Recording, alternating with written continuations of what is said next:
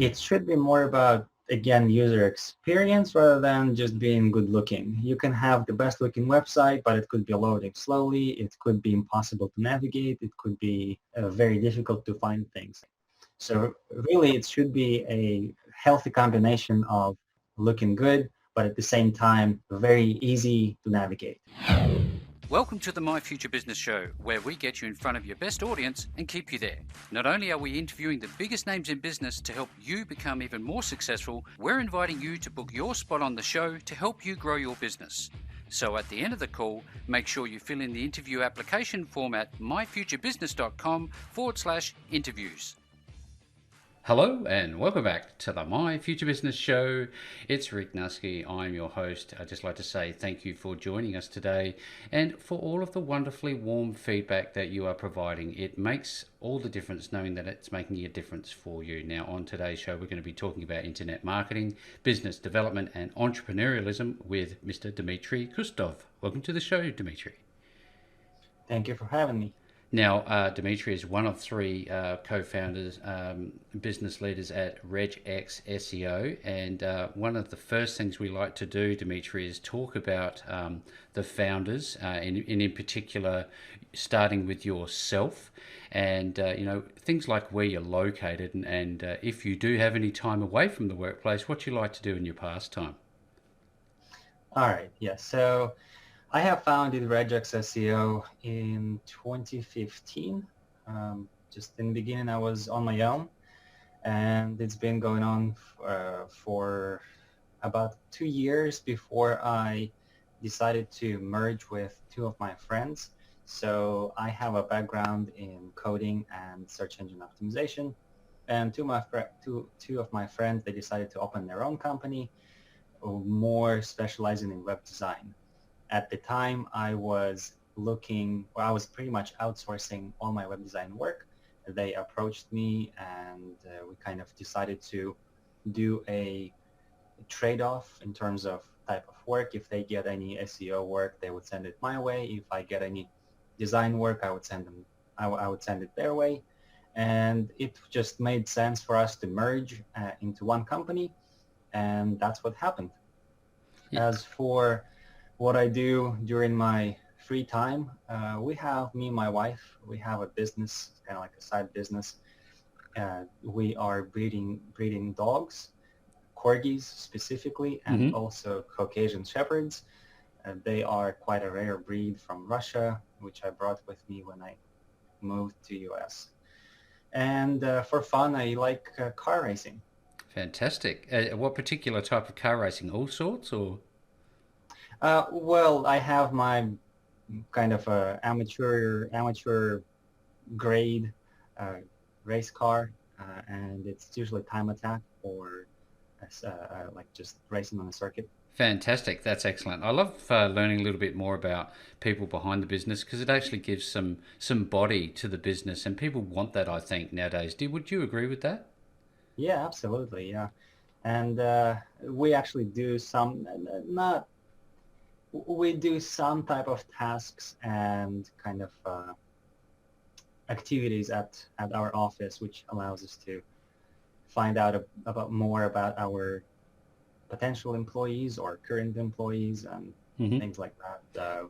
We go to different places and like go karting, bowling, and whatnot. And yeah, we learn much more about people there rather than in the office environment. Yeah, thank you so very much for sharing. Now, I would like to know a little bit about how it is, what's your experience like having two other co-founders? I've spoken with people that having one co-founder, let alone two to work with, is quite challenging. Do you find that it's a challenge?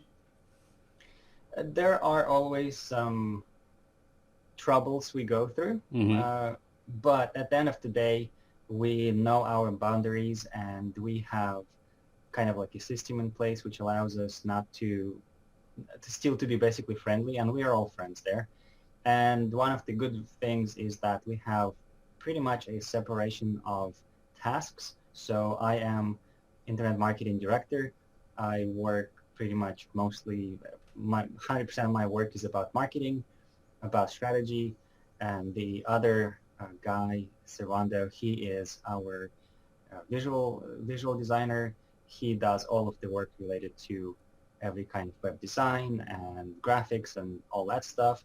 And then the third partner, Josh, he does business development, so sales and just making sure that the company stays afloat kind of thing. So there is, of course, always interaction and kind of decision making, which all three of us make, but in general, we are in our own offices and interact only when it's kind of necessary. We just have a high level of trust in each other products, let's say, and that's why we can do business on a good level. Yes, thank you. I've been going through your about pages and looking at the team, of which you have about 9 or 10 people on the books at the moment. How is It's it? actually more than that. Is it now? Yeah. Yeah, we're close to 14, and those are full-time people, and then we have close to 40 contractors and freelancers who work with us on a constant basis. See, this represents a business that is established. It shows that you've got traction in the marketplace, and I think that's very important for people when they come to you, isn't it? Yeah, for sure. And it just it also makes us all happy because again, in the beginning it was just basically just me. Then whenever we merged, it was just three of us, and now we are a full-size normal company. Did you found that you got to sleep more often, I suspect? I don't know about that. Maybe a little bit, but it's still, the business is my baby, Yeah. and we still work Do more you than 8 hours a day, and do you it's not a find full day. it's difficult to let go of certain tasks, given that it is your baby?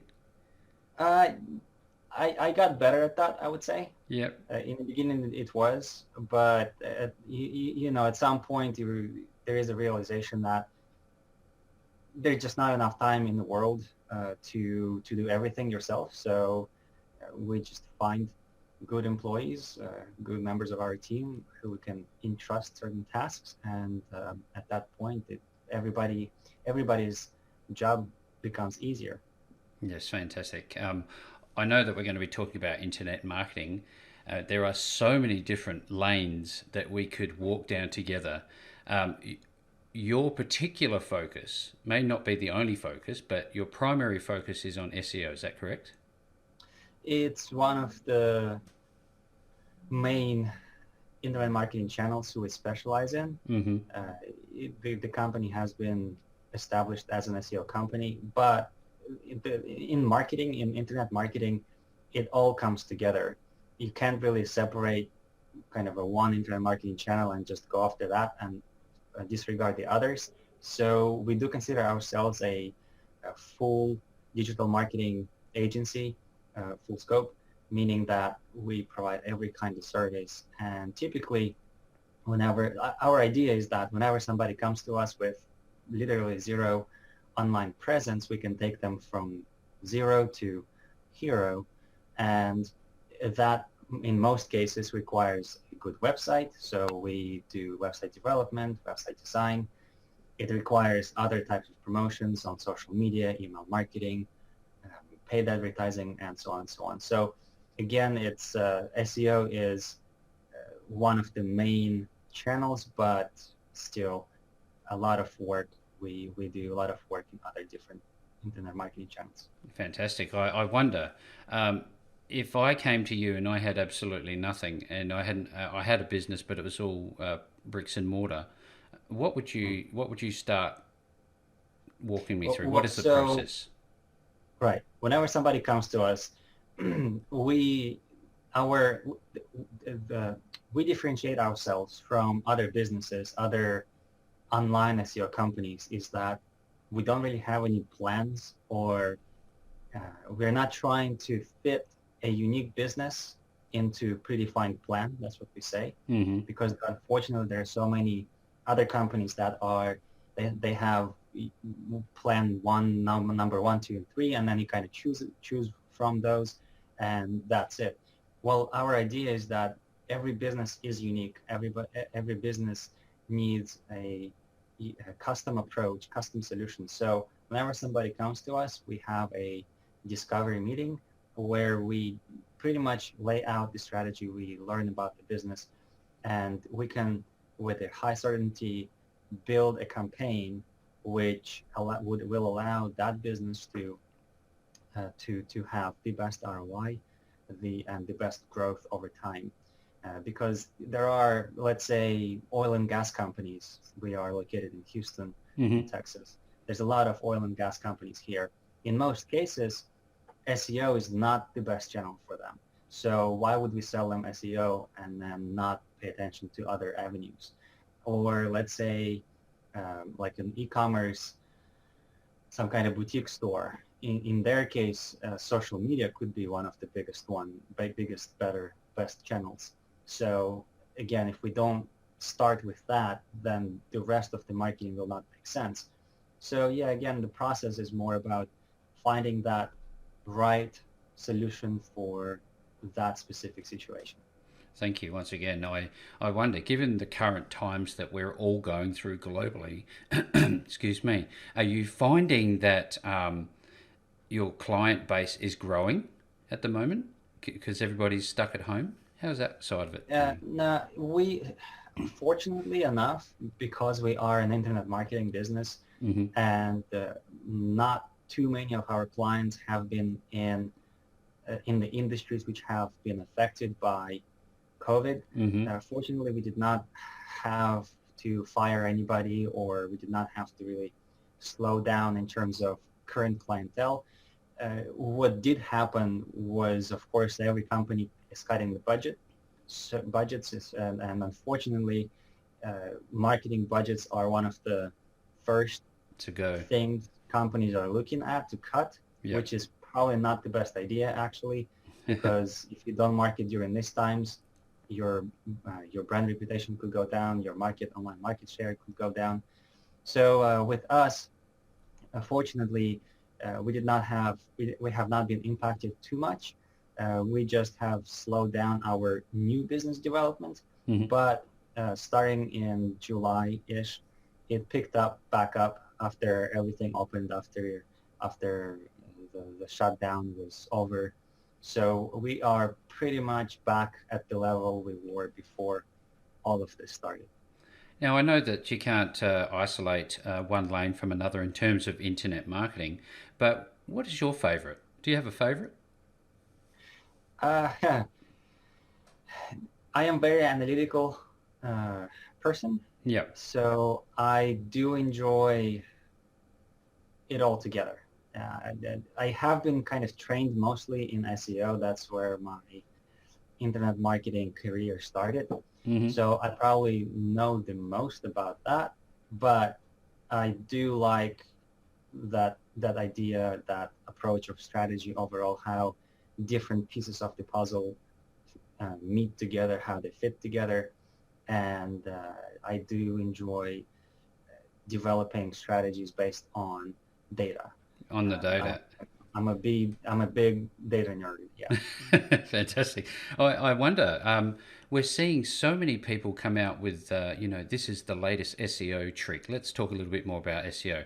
They talk about these tricks and this software that can make it easy. I'm also hearing a pulse about moving away purely from keyword, both short tail, long tail, more to answer based driven algorithm. Is that correct? And if it is, can you explain to us what this shift is all about?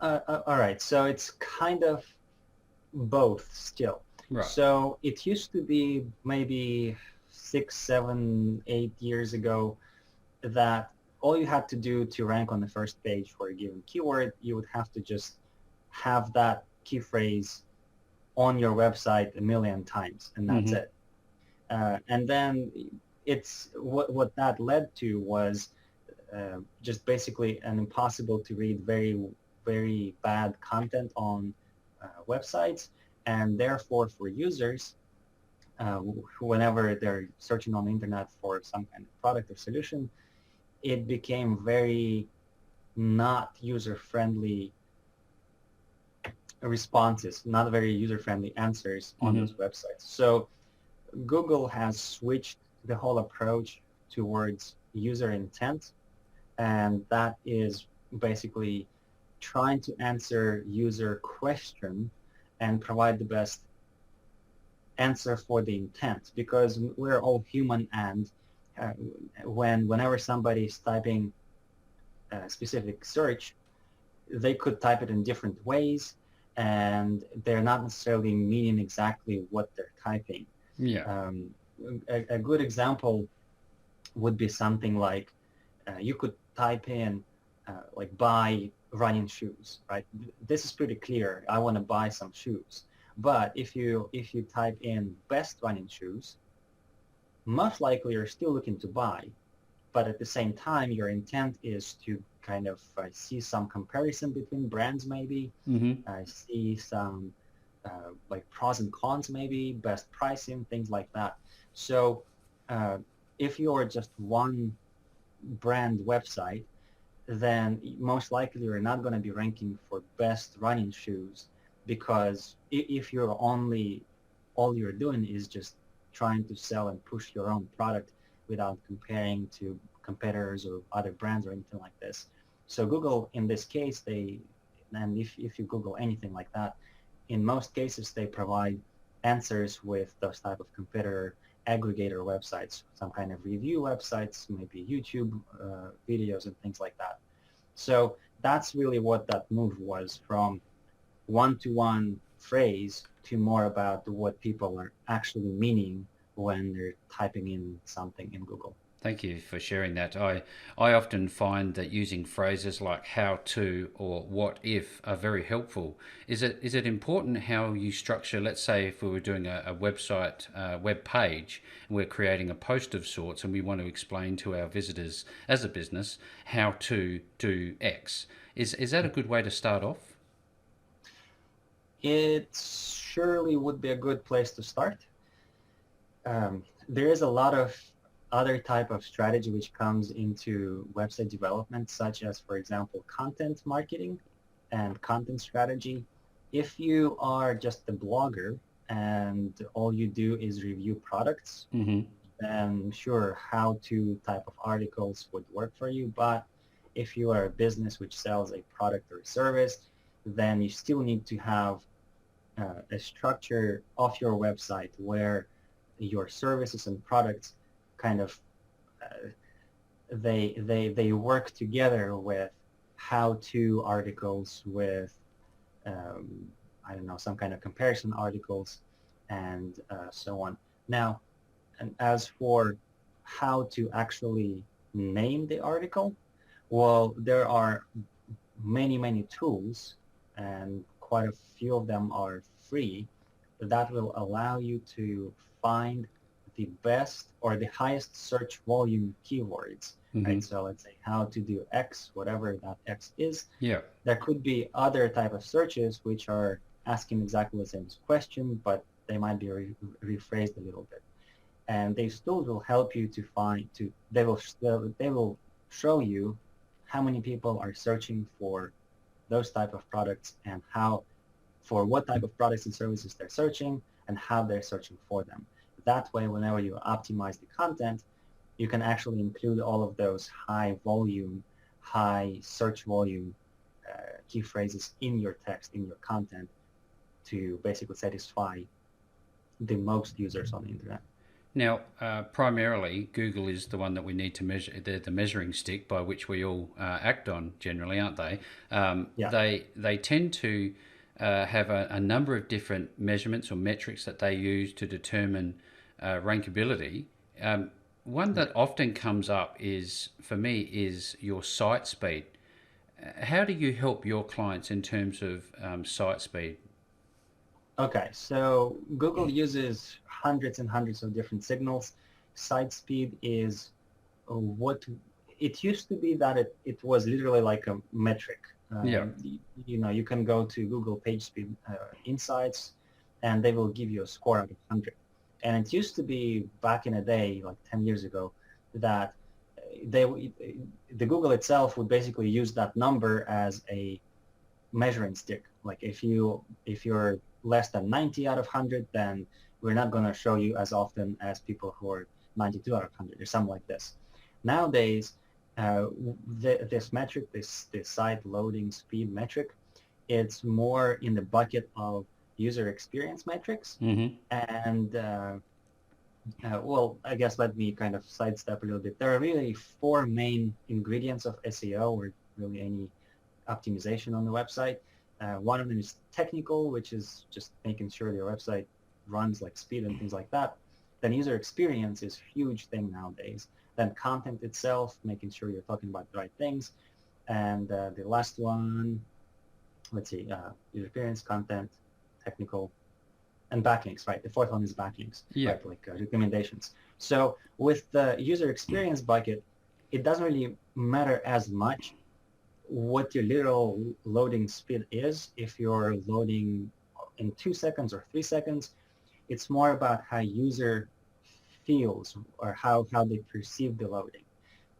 There are different methods of optimization of your website when somebody goes to your website and it can be loading in the background, and in real, like if you put it against some kind of stopwatch, Mm-hmm. it could take you 10, 20, 30 seconds, but for the user, it feels like it's immediate, right? So it's more about how user perceives it. If I go on my phone, especially without being on Wi-Fi, and the website is not loading, it's just being white screen, then I'm just going to leave that website. Of course. Right? And there are quite a few studies that saying that basically it has to be, the first interaction has to be within first second. So if within first second something pops up on your screen, most cases you're going to be fine. And then it becomes to interactiveness. As user scrolls through the website, are things being loaded properly? Are things being loaded basically in time? Yeah. And so yeah, it's not a metric, it's more of a user experience thing. Absolutely. I can tell that you've done this a number of times and you've played in this realm for so long now. One thing we haven't touched on is content frequency as it relates to ranking. Does the frequency of which you post content make a difference? Not really. And it's actually a very easy answer when you think about it. You can be posting something every day, but if the quality is so low that it kind of makes you look worse, Yeah. then what's the point? What's the benefit of it, right? So the way we typically approach content development is, instead of trying to, let's say, write a blog post every day, or I don't know, for clients, let's say every week, whatever it is, it's rather, hey, let's develop a really good piece of content that will help your potential customers, that will be ranking, and therefore will bring you more business. So instead of spending, let's say, 1 hour on a very short blog post who nobody cares about, and then doing that a couple times a week, why don't we spend 10, 20, 30 hours on one really great article that will be kind of evergreen content, Yeah. which will be ranking on Google, that will bring you actual customers and will be converting users into paying buyers or customers or clients. So yeah, it's not really about frequency, it's about quality. Quality. Thank you so very much for sharing. I think to myself, we talked about essentially keyword stuffing before. It's more about talking in your natural voice and actually communicating something of value, isn't it? Rather than, trying to be a little bit dodgy and use all these unique strategies, if you like. Right. Keyword stuffing is, it's kind of, it's when you use way too much, right? So Mm-hmm. if you read an article and it's so obvious that there's just keywords here and there everywhere, it doesn't mean that you shouldn't be using keywords, that you shouldn't be optimizing the content. You still should be using that. It needs to read natural. And again, it comes back to user experience. If somebody goes to your website and it reads very, very badly, very weirdly, people are just going to leave, and therefore they're not going to become your customers. And just do it so that people write it in a way so that people are interested in actually reading that a blog post or service page or whatever it is. I love what you're doing at Regex because you've taken on I guess, an angle of honesty and only promoting what your clients actually want. And they are clients as opposed to customers, aren't they? Because you Right. would have a Yeah. long-term relationship with the people you work with. That be right? Yeah, absolutely. Yeah. Uh, our we don't really have like a one-time customers. Mm-hmm. When they come in, we do something for a day and then that's it, right? It's usually a relationship for sure, which in most cases it's years Yeah. of being together. I know that there's been a lot of damage done to the internet marketing industry by unscrupulous operators that just want to rip people off. And I think that's an important message that you are communicating on your website and then when you're talking with people.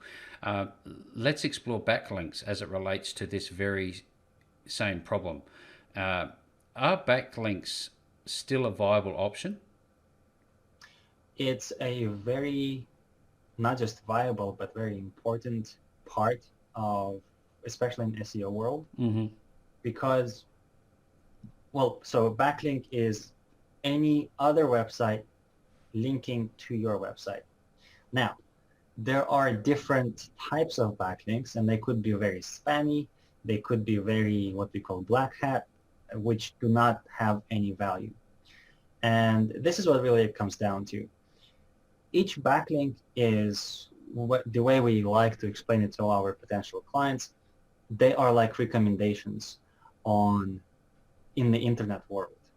So whenever somebody else links to your website, they should be saying, hey, this website, this company, they know what they're doing. Here's a link, go check them out, right? So, and when comparing to quality of them, it's kind of like a recommendation from a friend or from some kind of homeless person who you never met before Yeah. and they do not look appealing, right? So that's exactly the same thing.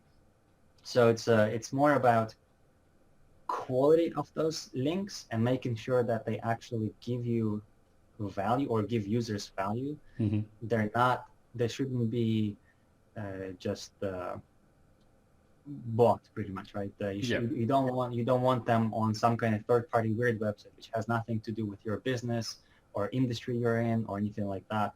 So it should be it should be helping the users who are reading the articles or content on those websites and continuing the train of thought of those users if they want to find out more about a product, about service or anything like that. This is great So content. I love the discussion that we're having here, Dmitrii, because there are just so many different things we could cover in such a short amount of time. I want to skip back a little bit to the user experience in terms of user interface. How important is it to have a good-looking website? it should be more about, again, user experience rather Mm-hmm. than just being good looking. You can Mm-hmm. have the best looking website, but it could be loading slowly. It could be impossible to navigate. It could be very difficult to find things. And I have seen those, unfortunately. Very beautiful, very good looking, but impossible to find anything. So really, it should be a healthy combination of still modern, looking good, but at the same time, very easy to navigate. And really, that's what it comes down to. Some clients come to us with a bit older websites, which still do very good job in sending people to right pages. And all those websites need is just a little bit like a facelift, right? We don't have to rebuild the whole thing from scratch. Yeah. And then we have the other type of clients, potential clients who already have really good websites, very good looking websites, but they're not really helping users to find any answers on the website.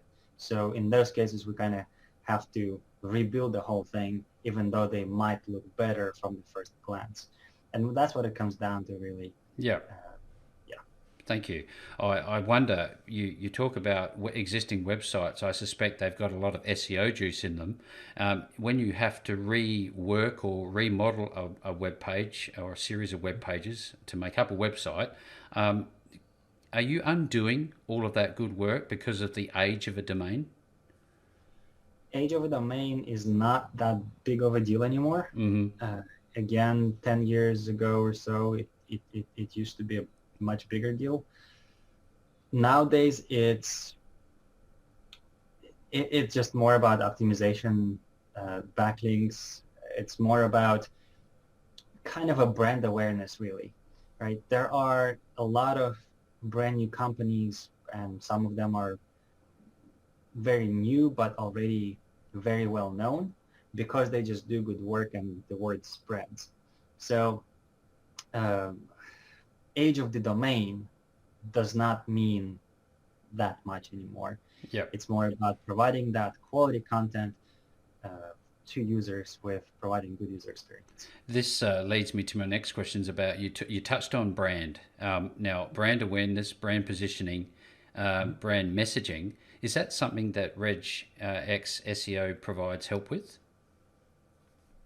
Yeah, we do a full brand strategy development for clients who are interested in that, and typically that is more for brand new companies. Either they're about to start to launch their products, to launch the company, and they need help with everything. Because if they've been in business for 20, 30 years, most likely the word is kind of spread around and they kind of have more or less things figured out. Now, of course, there are cases when they really should be looking at some kind of brand redevelopment, but whenever you have hundreds of thousands or millions of dollars invested into a brand name, even though it could be not the best brand name, the best messaging, there is just a lot of pushback from the executives. But yeah, we do provide that, and we have had quite a few campaigns in terms of brand awareness. Now, like we talked about earlier, you are the full suite of products and services to get somebody from zero to hero, as you mentioned earlier. I love that phrase. Now, from a mechanical perspective, there are a couple of things that the My Future Business audience needs to know. Is one, where are they going to find you? And secondly, what is the process for applying to work with Regex SEO? Okay, so the website is regexseo.com. For some folks who are not in the technical industry, Regex could be a bit weird word, but it stands for regular expressions. It's kind of a programming term. So regexseo.com, that's our website. To find me directly, you can find me on Twitter, on LinkedIn, and my handle is Digital Spaceman. We are in Houston after all. We have NASA. Makes sense. And, our website is all branded towards that space theme. So yeah, Digital Spaceman is my handle everywhere. And you can, if you find me, then just shoot me a message. Or you can contact us or call us from the website. There is not really kind of like a process per se to start the conversation. All you have to do is just call us or send us some kind of email, and we'll go from there. Fantastic. That's just some wonderful insights. I love the fact that there's no structured process. This is more about conversations about creating relationships with the people that you're working with. And for everybody who's on the show with us today, I will be making links back to Dmitrii and his wonderful team at Regex SEO. In closing, Dmitrii, this has been a wonderful experience, some great content being shared. Thank you so very much for spending some time with me on the My Future Business show today. Well, thank you so much for having me.